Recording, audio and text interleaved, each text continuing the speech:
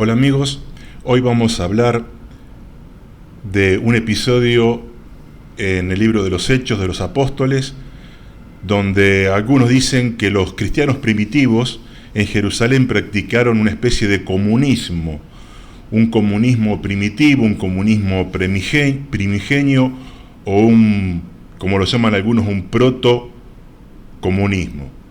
Por ejemplo, Hechos 2, 44-45. Dice, todos los que habían creído estaban juntos y tenían en común todas las cosas, y vendían sus propiedades y sus bienes y los repartían a todos según la necesidad de cada uno. Y Hechos 4, 32-35 dice, y la multitud de los que habrían creído era de un corazón y un alma, y ninguno decía ser suyo propio nada de lo que poseía, sino que tenían todas las cosas en común. Así que no había entre ellos ningún necesitado, porque todos los que poseían propiedades o casas las vendían y traían el precio de lo vendido.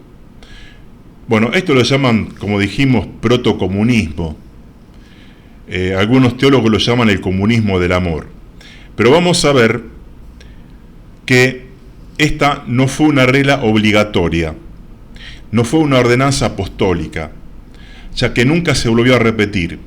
Fue una medida para dar una solución dentro de una determinada emergencia, es decir, fue una medida circunstancial o coyuntural.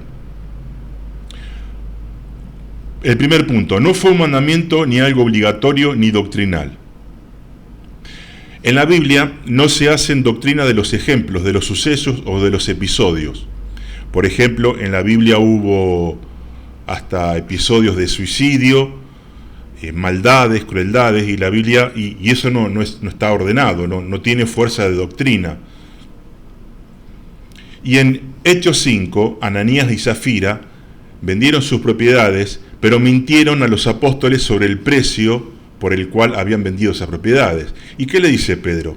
La decisión de vender o no la propiedad fue tuya, y después de venderla, el dinero también era tuyo para regalarlo o no. ¿Cómo pudiste hacer algo así? Es decir, vemos que Pedro está diciendo a este matrimonio que luego murió que no era obligatorio vender la propiedad. Para algunos, ellos vendían solo la propiedad que les sobraba. ¿Por qué motivo?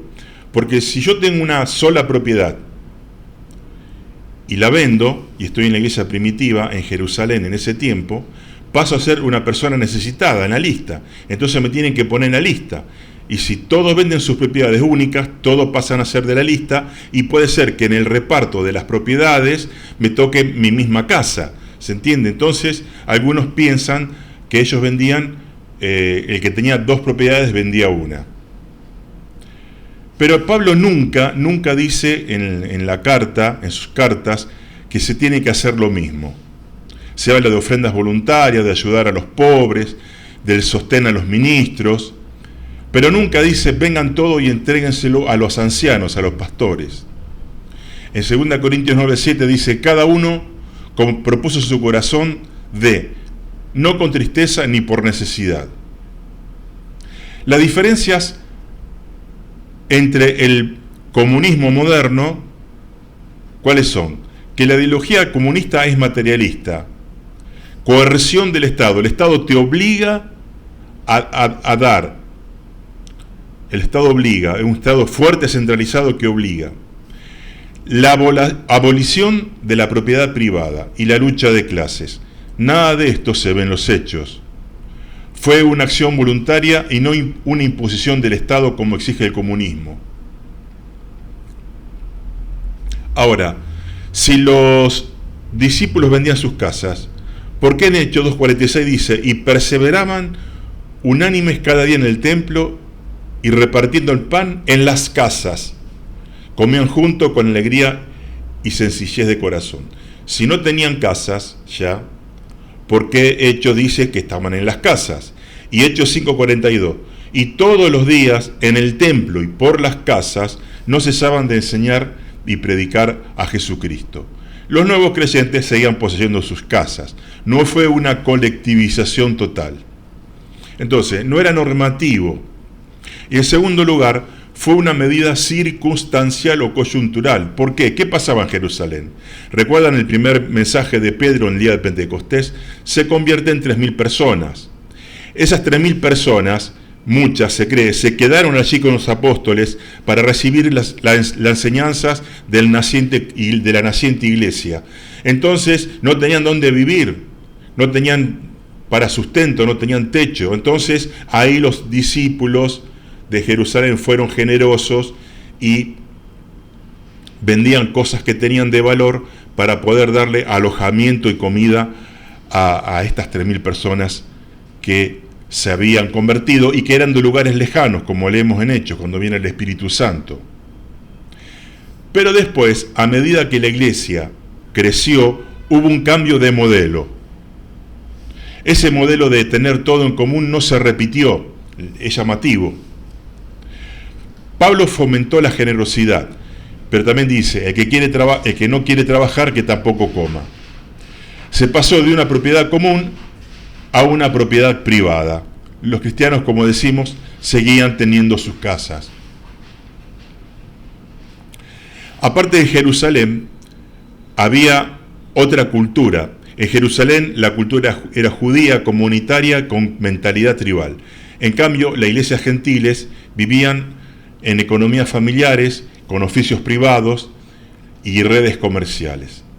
Entonces, no era una ley, una norma o mandamiento de Dios que venda las propiedades y poner todo en común. Fue algo circunstancial y ya dijimos por qué, por esa cantidad de convertidos que hubo.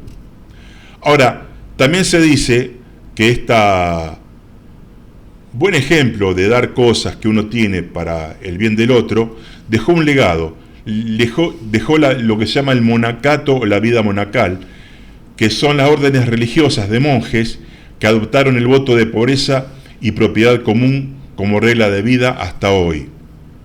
Y a su vez, esta hospitalidad dejó la idea de hacer hospitales y beneficencia. La idea de no tiene que haber necesitados impulsó la creación de los primeros sistemas de asistencia social en Occidente. El centro no era el dinero, sino la unidad en Cristo. Dice que eran de un corazón y un alma. El lenguaje es espiritual, no económico, no de un sistema económico. La iglesia, Jesús dijo, mi reino no es de este mundo. La iglesia no se parece ni al comunismo ni al capitalismo, sino a un hombre regenerado que tiene amor por el prójimo y que ayuda, pero también que dice a que no quiere trabajar, trabaja. Pero esta economía comunitaria también generó problemas, porque ya vemos en Hechos 6.1 que dicen que los griegos se quejaban a los apóstoles de que las viudas, que sus viudas griegas no eran bien atendidas. Con el paso del tiempo, Jerusalén estaba necesitada nuevamente. Esto lo vemos en 1 Corintios 16.3, que Pablo habla de una colecta para la iglesia de Jerusalén. No le funcionó bien este sistema. Jesús nunca dijo, por esto conocerán que son mis discípulos, si estuviesen un sistema económico común. No, Jesús dijo, conocerán a mis discípulos si tienen amor los unos por los otros. Dios no elimina la mayordomía personal. Por ejemplo, en la parábola de los talentos, hay 3 siervos que se le da diferentes capacidades o talentos a cada uno, y ellos eran responsables de hacerlo fructificar. Y repetimos, el que no quiera trabajar, que tampoco coma. Y cada uno dará a Dios cuenta de sí. Entonces, esto no fue un comunismo como lo entendemos hoy, fue solamente una medida circunstancial, coyuntural, para solucionar en ese momento las necesidades de las personas, y no era obligatorio. No dice la Biblia como norma, vendan todo lo que tienen y dénselo a los pobres. Bien, espero que este video les haya interesado.